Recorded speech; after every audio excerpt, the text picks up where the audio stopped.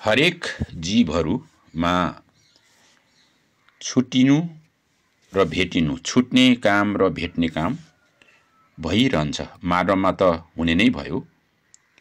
यहाँ मानवहरूको बीचमा छुट्टिनु र भेटिनु, भेट हुनु, यो दुईटा कामको सन्दर्भमा म आज यहाँहरू समक्ष लिम्बू भाषामा कसरी व्यवहार गरिन्छ, कसरी बोलिन्छ भन्ने बारे चर्चा गर्नेछु।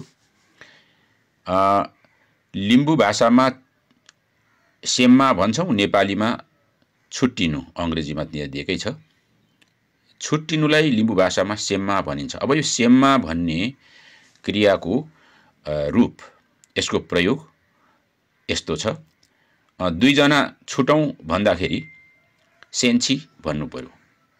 दुईजना कुरा गर्दै गर्ने दुईजना मानिसले अब छुटौँ भन्नुपर्दा सेन्ची भन्नु पर्यो।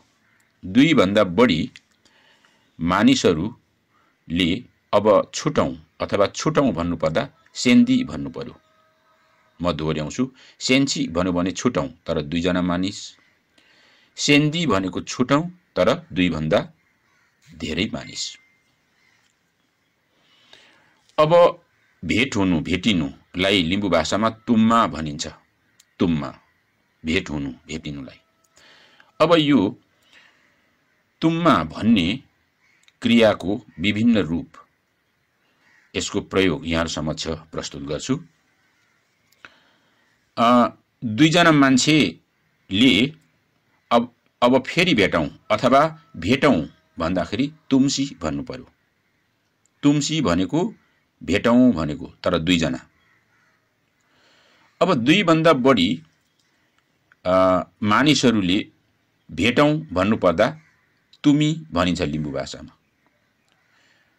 लिम्बू भाषामा तुमी भनिन्छ। यसको अर्थ नेपालीमा भेटौँ भनेको दुईभन्दा बढी मानिस। फेरि पनि भेटौँ भन्दा लिम्बू भाषामा आरसाङ तुमसी। दुईजना मान्छेले आपसमा फेरि पनि भेटौँ भन्नु पर्यो भने लिम्बू भाषामा आरसाङ तुमसी। दोहोऱ्याउँछु, आरसाङ तुमसी भनेको फेरि पनि भेटौँ, दुईजना मानिसको बीच, हैन।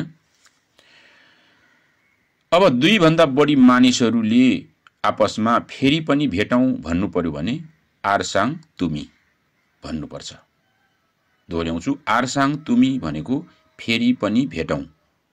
फेरि पनि भेटौँ भनेको दुईभन्दा बढी मानिसहरूले भन्नु पर्दा आरसाङ तुमी, फेरि पनि भेटौँ दुईभन्दा बढी मानिसहरूले भन्नु पर्दा।